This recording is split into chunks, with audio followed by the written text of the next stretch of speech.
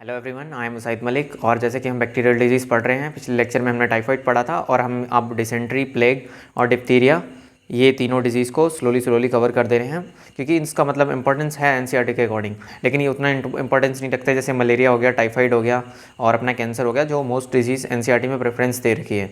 तो इसको हम बहुत कम ही, मतलब ज़्यादा एडवांस लेवल पर नहीं पढ़ेंगे, एवरेज लेवल पर पढ़ेंगे और उसको जल्द से जल्द इसको फिनिश करते हैं। चलिए आइए इसको पढ़ते हैं। Dysentery and plague, diphtheria are some of the other bacterial diseases in man. तो ये एनसीईआरटी ने मेंशन कर दिया, पढ़ना हमारा काम रह गया। ये डिसेंट्री क्या है? डिसेंट्री एक्चुअली क्या होता है, हमारे कोलोन में बैक्टीरियल इन्फेक्शन होता है, उससे डिसेंट्री कॉज होता है। और इससे जैसे कि राइस का वाटर होता है, इसी तरीके का हमारा स्टूल डिस्चार्ज होता है। Dysentery is an intestinal inflammation primarily of the colon. जो हमारे कोलोन रीजन होता है, लार्ज इंटेस्टाइन का रीजन होता है, उसमें स्पेशली ये होता है, इंटेस्टाइन में इन्फ्लेमेशन होता है। इन्फ्लेमेशन का मीन्स यहाँ पर ये कह सकते हैं कि जो हमारी इंटेस्टाइन है उसमें स्पाज्म होता है। नॉर्मली जो हमारा स्टमक पेन और बॉडी पेन होते हैं उसमें ये स्पाज्म नहीं होता है। It can lead to a mild और severe stomach cramps and severe diarrhoea and mucus of the blood in the faeces. तो इससे सीवियर क्रैम्प्स भी होंगे हमारे स्टमक में और इंटेस्टाइन के अंदर। कहने का मीन्स ये है कि क्रैम्प्स का मीन्स क्या होता है, ऐसे मतलब बहुत डिफरेंट टाइप्स के पेन्स एक साथ होते हैं, जिससे हमारी जो स्मूथ मसल्स होती हैं ये उससे होते हैं। तो इन केसेस में हम क्या करते हैं, पेशेंट को क्या देते हैं, हम पेशेंट को यूज़ करते हैं मिफ्टाल, स्पास हो गया, ये सारी मेडिसिन यूज़ करते हैं, ना कि हम पैरासीटामॉल, ये नीमोस्लाइड्स, जितना भी एंटीबायोटिक्स या कहते हैं एनाल्जेसिक्स मेडिसिन होती हैं वो यूज़ नहीं करते हैं। Without adequate hydration it can be fatal. अगर वाटर की कमी ज़्यादा हो रही है तो ये फैटल हो सकता है। Infection with the shigella bacillus और bacterium is the most common cause. ये किससे होता है? ये सीजेला बैक्टीरियम से होता है, जो कि बेसिलस होता है। ये बैक्टीरिया दिखा रखा है, इसको देख लीजिए। कॉजेज़ ऑफ डिसेंट्री क्या होगा? ड्रिंकिंग लोकल टैप वाटर का अगर आप सही से ध्यान नहीं दे रहे हैं, वाटर कैसा पी रहे हैं, तो उससे जो इसके बैक्टीरियाज होते हैं वो हमारे वाटर के अंदर आ जाते हैं। और कॉकरोचेस, जैसे कि हमारे अक्सर देखा होगा हमारी वॉल्स वगैरह पे कॉकरोचेस घूमते हैं, तो ये कोई गुड इंडिकेटर नहीं है, ये it is a bad indicator for different disease. और आइस क्यूब्स हो गए।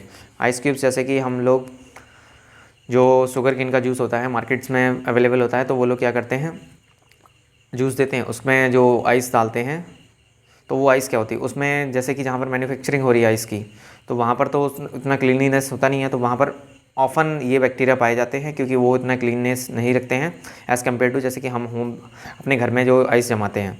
तो इन सारी चीज़ों को अवॉइड करना चाहिए, क्योंकि उस आइस के जो शुगर केन का जो जूस है उसमें बल्क ऑफ बैक्टीरियाज होते हैं, मतलब डिफरेंट टाइप्स के बैक्टीरिया होते हैं। Ice cream and unpasteurised milk. कई बार क्या होता है, हम जो टी यूज़ करते हैं तो उसमें क्या करते हैं, जो मिल्क होता है वो अनपेस्चराइज मीन्स क्या होता है, जो मिल्क होता है वो 72 डिग्री फ़ारेनहाइट पर, डिग्री सेल्सियस पे सॉरी, हीट नहीं हुआ होता है, तो उसको अनपेस्चराइज मिल्क बोलते हैं। तो वो हमारी हेल्थ के लिए बढ़िया नहीं होता, क्योंकि इसमें जो हमारा, जहाँ से हम मिल्क लेकर आए हैं, बफेलो से लाए हैं, काऊ से लाए हैं, तो उसमें वो बैक्टीरियाज प्रेजेंट हो सकते हैं नेचुरली। तो उन सब चीज़ का ध्यान रखना चाहिए। बेसिलरी डिसेंट्री भी बोलते हैं इसको, और सीजेलोसिस भी बोलते हैं। This type produces the most severe symptoms. It is caused by the shigella bacillus. और ये जो टाइप है ये बहुत सीरियस माना जाता है, और ये किससे होता है? सीजेला बेसिलस से होता है। Poor hygiene is the most main source. अब हर एक डिजीज़ में पुअर हाइजीन बहुत इंपॉर्टेंट फैक्टर रखती है। अगर किसी की पुअर हाइजीन है तो उसको डिफरेंट टाइप्स ऑफ डिजीज़ होने के चांसेस बहुत हद तक बढ़ जाते हैं। Shigellosis can also be spread because of a tainted food. हमारा अगर टेंटेड फूड है तो इससे भी हो सकता है। Symptoms of bacillary dysentery. Symptoms tend to appear within 1 to 3 days of infection. Within 1 से 3 दिन के अंदर अंदर इन्फेक्शन के सिम्टम्स, इंक्यूबेशन पीरियड के अंदर अंदर सिम्टम्स दिखने स्टार्ट हो जाते हैं। There is normally mild stomach ache, stomach में दर्द स्टार्ट होना होगा, डायरिया होने लगेगा, बट नो ब्लड और म्यूकस इन द फीसिस। लेकिन ये एक सिम्टम्स ध्यान रखने वाला है, कोई ब्लड नहीं आएगा फीसिस में, ना कोई म्यूकस आएगा। Diarrhoea can be a frequent to start with, और डायरिया एक फ्रीक्वेंट स्टार्ट हो सकता है। और ये जो कंडीशंस होती हैं इसमें डीवीडी, एक मेडिकल टर्म यूज़ होता है, DVD. Diarrhoea, vomiting and dehydration, ये कंडीशन हो जाती है जब हमारे बॉडी का वाटर लॉस बहुत ज़्यादा हो जाता है। तो उस कंडीशन में फिर हमको फेंटिंग वगैरह होने लगती है, चक्कर आने लगते हैं। तो हम नॉर्मली जो डॉक्टर्स होते हैं तो वो क्या करते हैं, बॉडी का जो वाटर लेवल को चेक करने के लिए, अगर कोई आपके पास में कोई ऐसा मतलब डायग्नोस नहीं कर पा रहे हैं तुरंत, तो क्या कीजिए, आपकी ये जो लेयर होती है स्किन की, इसको जब आप लेफ़्ट करेंगे पकड़कर, तो ये एकदम नीचे आ रही है या स्लोली आ रही है, इससे डिफरेंस पता चल जाता है। यहाँ पर अगर फ्लेक्सिबिलिटी है, इट्स मीन्स कि वाटर का कंटेंट हमारी बॉडी में अवेलेबल ठीक है। The doctor will ask the patient about the science and symptoms and carry out the physical examination, और डॉक्टर भी क्या करेगा, फिजिकल एग्जामिनेशन लेगा। स्टूल सैंपल में भी requested specially in the patient recently return from the tropics. अगर कोई मतलब ऐसे एरिया से आया जहाँ पर मतलब ये इन्फेक्शंस कॉमन है, तो उसका स्टूल का सैंपल लिया जाता है, फिर उसके अकॉर्डिंग लैब में उस पर स्टडी किया जाता है और उसका फिर बैक्टीरिया के स्ट्रेन को पता लगाया जाता है। फिर स्पेसिफिकली जो स्ट्रेन के एंटी मेडिसिन है हमारे पास में, एंटी बैक्टीरियल, उसका यूज़ किया जाता है। तो ये ज़्यादा फ़ायदेमंद रहता है क्योंकि इससे बैक्टीरियल रेसिस्टेंस नहीं होते हैं। Complication of dysentery are few but they can be severe, ये सीवियर हो सकती हैं। डिहाइड्रेशन होगा, लिवर एबेसिस होगा, पोस्ट इन्फेक्शन आर्थराइटिस होगा, हीमोलाइटिक यूरेमिया सिंड्रोम, ये सारे सिम्टम्स हो सकते हैं। अब डिहाइड्रेशन में क्या, frequent diarrhoea and vomiting can quickly lead to the dehydration in infants and young childrens, this can quickly become life threatening. तो डिहाइड्रेशन में क्या होता है, ये लाइफ थ्रेटनिंग हो सकता है अगर हम पर्सन को अवेलेबल वाटर नहीं करा पाएँ। तो हम क्या करते हैं, इसमें डेक्सट्रोज की जो बॉटल्स होती हैं वो इंजेक्टेबल बॉटल्स का यूज़ करते हैं वाटर की लॉस को पूरा करने के लिए, और बाकी हम मिनरल्स देते हैं। जैसे कि अगर आपके पास में ओरल डिहाइड्रेशन सॉल्ट्स अवेलेबल नहीं है तो आप क्या करेंगे, सिंपल सा क्या करना है आपको, 2 स्पून्स अगर शुगर ले रहे हैं तो उसमें दिस मच पिंच ऑफ आप सॉल्ट ले लीजिए और उसको हल्का सा बॉईल कीजिए और ड्रिंक कर लीजिए। वो भी एक ORS सॉल्ट के जैसे वर्क करेगा, ठीक है।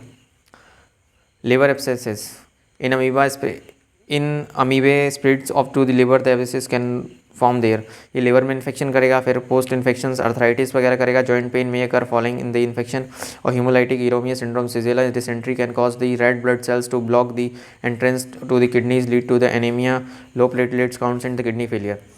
कुछ केसेस में ये करता है, हमारे जो प्लेटलेट्स होते हैं और हमारा जो किडनी होता है उसको पूरी तरीके से इन्फेक्ट कर देता है, मतलब वहाँ पर जाकर ये जैम क्रिएट कर देता है। मतलब ये जैसे हमारी ये एफरेंट और फिर एफरेंट आर्ट्रियोल आ रहा है, एक इफरेंट होती है जो आने वाली होती है, इसको एफरेंट बोलते हैं। जो इफरेंट होती है वो स्मॉल होती है वापस आने वाली, तो ये सारी आर्टरीज को ब्लॉक कर देते हैं, जिसमें ये प्लेटलेट्स भी काफ़ी हद तक मतलब कभी कभार ब्लड को रोकने की कोशिश करते हैं। तो ये सारी सिम्टम्स होते हैं। Parents also experience seizures after infection, patients have also experience seizures after infections, तो ये कंडीशंस भी होने लगती हैं। Only drink reliably source waters, अब प्रिवेंशन क्या हो सकते हैं, हम लोगों को रिलायबली सोर्स वाटर ड्रिंक करना चाहिए, such as bottle water like Aquafina या बिस्लरी अगर आप बाहर हैं। हर कोई मेडिसिन जैसे और वाटर यूज़ नहीं करना, जैसे कि पानी हो गया, मतलब डिफरेंट ब्रांड्स जो लोकल ब्रांड्स हैं उनका यूज़ नहीं करना चाहिए। Watch the bottle being open and clean the top of the rim before drinking, कई बार क्या होता है बॉटल अंदर क्लीन है लेकिन हम लोग क्या करते हैं, जो बॉटल का नेक खोला उसका फिर उसमें जो डस्ट लगी होती है उसको क्लीन नहीं करते, क्योंकि उसमें बैक्टीरिया वायरसेस हो सकते हैं। Make sure food is thoroughly cooked, और कई बार क्या होता है हम लोग फूड प्रॉपर्ली कुक नहीं करते हैं। तो इसीलिए जो कल्चर आया हमारे पास में, हमारे जितने भी रिलीजियस कल्चर हैं, तो उसमें क्या होता है कोई भी प्रेयर है या कुछ भी इनॉग्रेशन सेरेमनी है या कोई मैरिज पार्टी है, तो उसमें क्या है हर मतलब फूड जितने भी कल्चर जो हमारे ट्रेडिशनल चले आ रहे हैं, तो उसमें क्या हर फूड फ्राइड होता था।